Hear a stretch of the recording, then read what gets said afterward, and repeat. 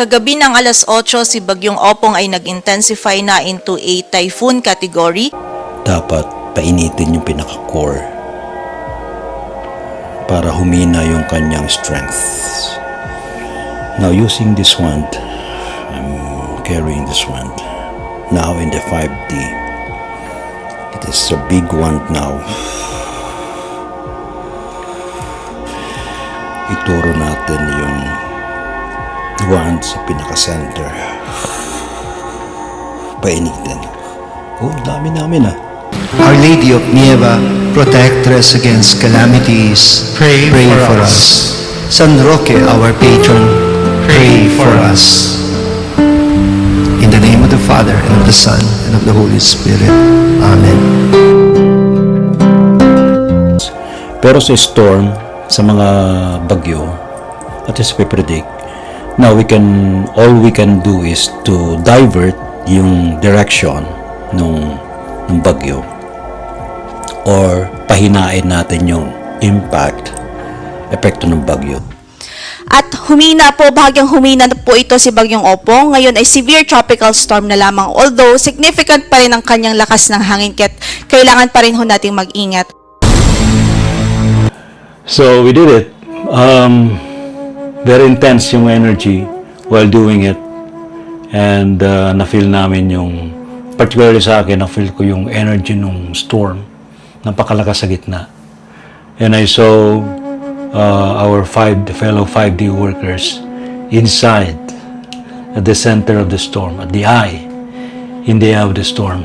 So we did everything to project the energy at the center, to divert, to create a scenario that it will be diverted, and of course to weaken yung hangin. So the next bulletin of Pag-asa, nagkaroon ng pagbabago. Slight bumababa na yung track niya from the original track. At mukhang lumalayo na sa Metro Manila. Kasi very destructive pag naranasan ng mga taga Metro Manila ang bagyong yan. Yun naman talagang, I want to express my personal apology sa mga tinamaan ng bagyo, especially sa Masbate area, Bicol area. I hope everything is okay. Well, hindi naman talaga okay kasi matindi yung hardly hit kasi yung Masbate sa lugar ni Misraim. And pati dyan sa area ng Mindoro, Mimaropa. May na-spare na mas malaking part pero merong nag-sacrifice na part of our country. Yung part na yan sa may Northern Samar, sa may Samar area, sa southern part ng Bicol, hanggang sa may Mimaropa area, sa may Mindoro, Romblon area. Alright. Now, dito natin mapatunayan na very powerful talaga ang Oratio Imperata. Regardless of religion, regardless of spiritual practices, may Oratio Imperata ang Catholic Church, and I also respect that. In fact, sa ating programa, parinig natin yung kanilang yung Oratio Imperata na ina-announce ng mga taga-simbahan.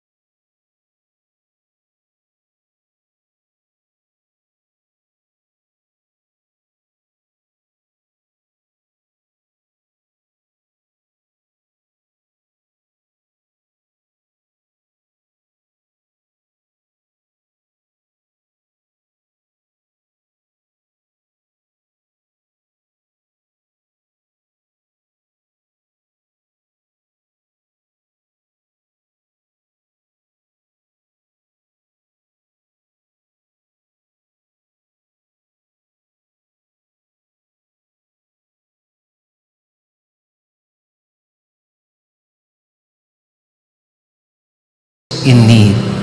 Amen. Our Lady of Nieva, protectress against calamities, pray for us. San Roque, our patron, pray for us. In the name of the Father, and of the Son, and of the Holy Spirit. Amen. And also we have our guests tonight na they can share their own version of Oratio Imperata. Ako po ay si Wilson Go, Minister ng Sacred Fire Blessing Ceremony. Magkita-kita tayo ulit sa Gabi ng Misteryo, 10 to 11 p.m., hosted by Brother Ray Sibayan.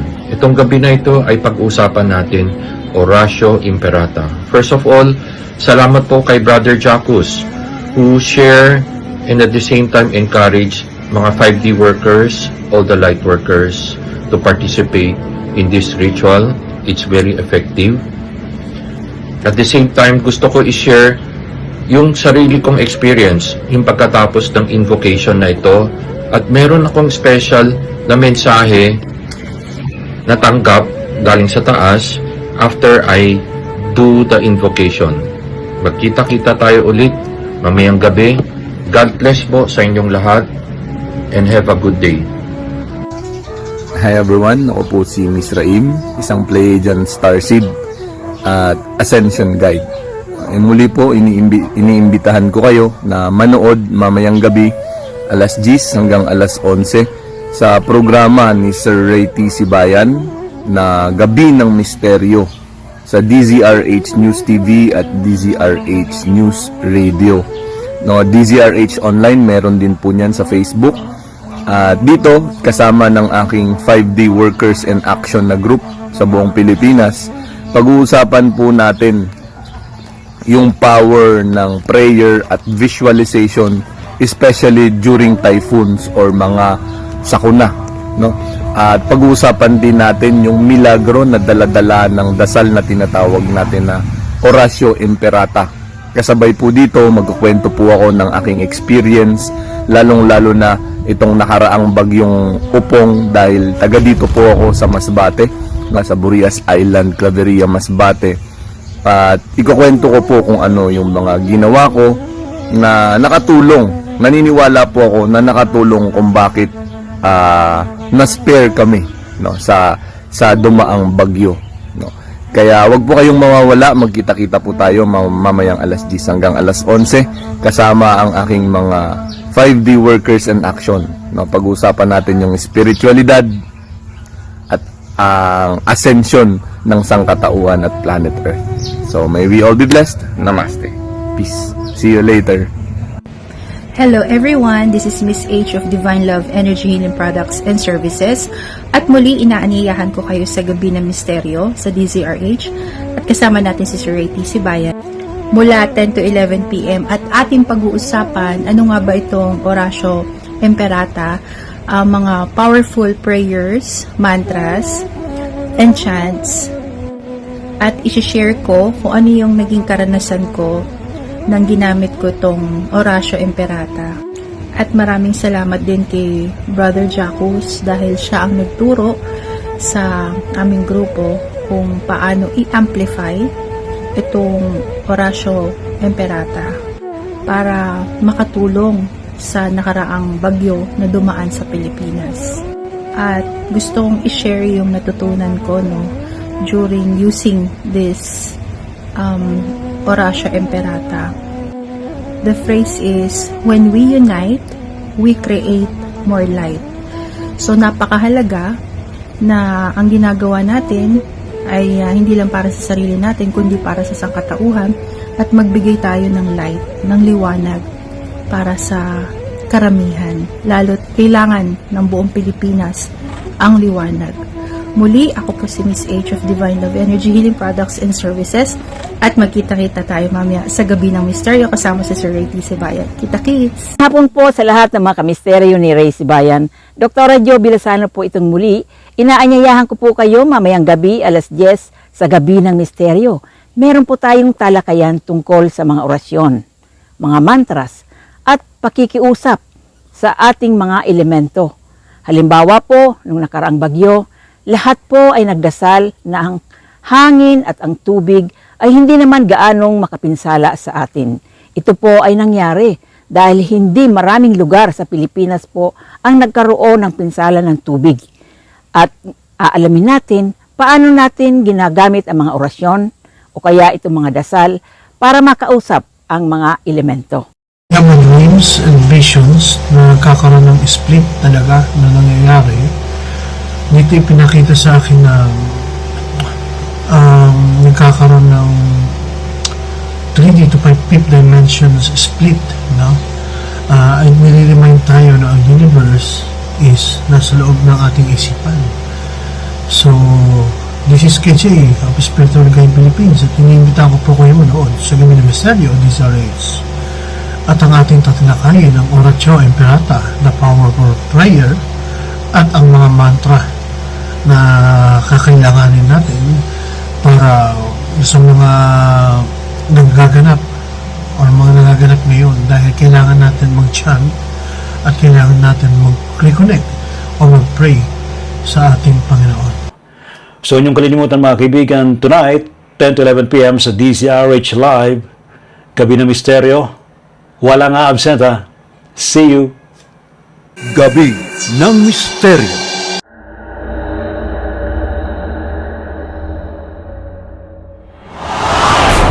Encounters mga sightings ito. Doon ba'y palatandaan na talagang malapit na? Mga experience o meron kayong sightings ng mga UFO. Higher beings, especially to the universe you call God. Innumerable company of angels beyond human comprehension.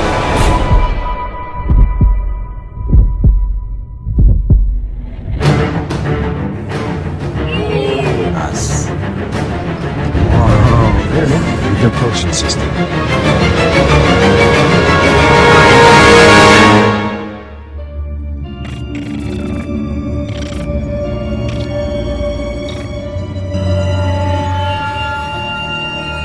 Gabi ng Misteryo.